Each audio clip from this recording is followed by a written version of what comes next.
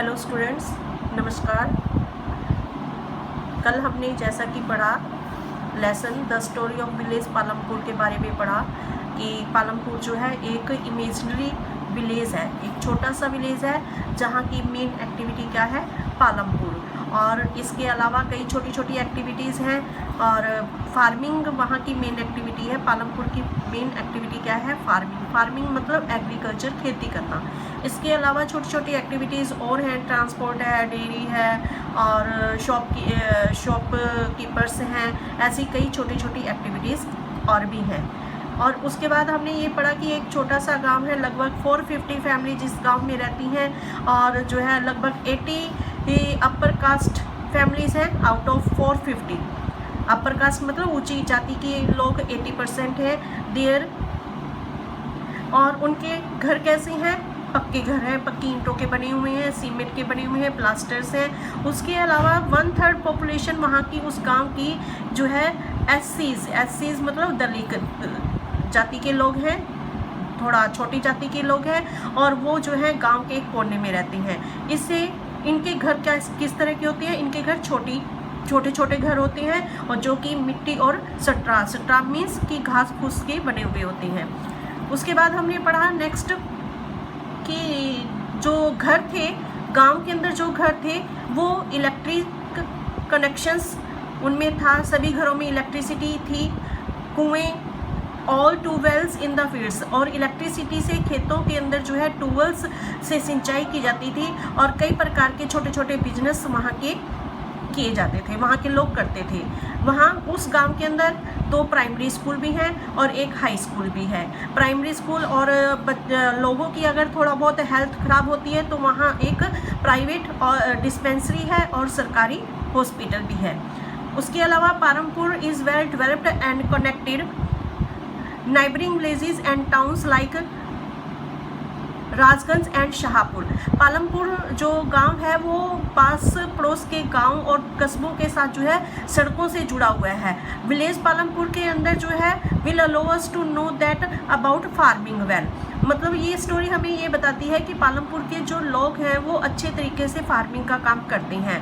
वहाँ 2 तरह की फार्मिंग की एक्टिविटीज़ हैं, farm activities and no farm activities. जो भी लोग हैं वो 2 तरह की एक्टिविटीज़ के अंदर इन्वॉल्व हैं। फार्म एक्टिविटीज़ मतलब जैसा मैंने आपको बताया कि फार्मिंग करना, एग्रीकल्चर करना, खेती करना। नॉन फार्मिंग जो खेती जिन एक्टिविटीज़ का रिलेशन खेती से नहीं होता, खेती पर डिपेंड नहीं होती, लाइक ट्रांसपोर्ट है, शॉपकीपिंग है और डायरी है, ये एक्टिविटीज़ क्या कहलाएंगी, non farming activities.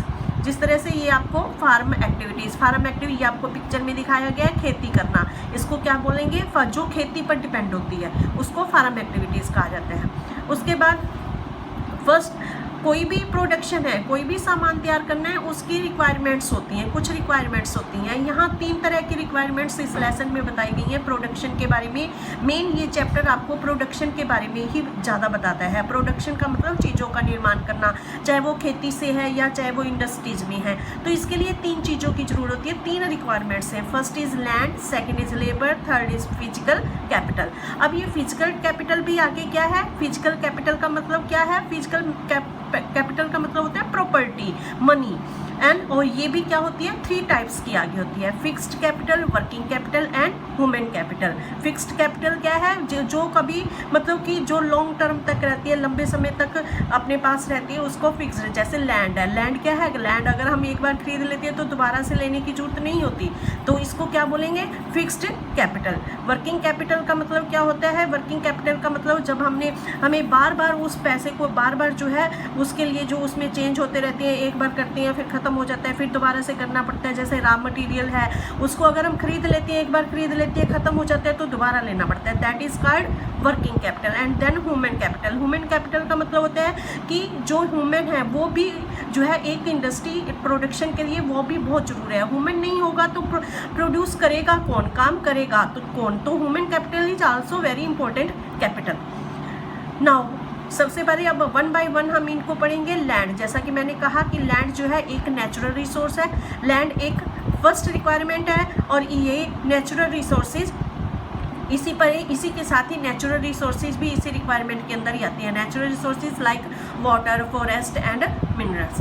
Next labour some activities require fully qualified workers, highly educated workers to perform necessary task, मतलब अच्छे प्रोडक्शन करनी है तो उसके लिए जो है लेबर का जो है क्वालिफाइड होना, पढ़ा लिखा होना, शिक्षित होना बहुत ज़रूरी है। कुछ एक्टिविटीज़ जो है केवल वर्कर्स ही पर ही डिपेंड होती हैं, हु हैव फिजिकल कैपेसिटी, जिनके अंदर वर्कर के काम करने की अक्षमता की ही ज़रूरत होती है। But in every activity labour is whittle, में इसका मतलब लेबर जो है सबसे। फिक्स्ड कैपिटल के बारे में है, फिक्स्ड कैपिटल वही है जैसे टूल्स होती हैं, मशीन्स होती हैं, जब हम एक बार परचेज कर लेते हैं तो ये कई सालों तक चलती हैं। लैंड है, टूल्स हैं, मशीन्स हैं, these are called fixed capital. Next physical capital, human capital, ये भी मैंने आपको बताया कि ह्यूमन कैपिटल का मतलब लोगों का हेल्थ होना, लोगों का एजुकेटेड होना, this is called human capital. And land is fixed, farming is main activity.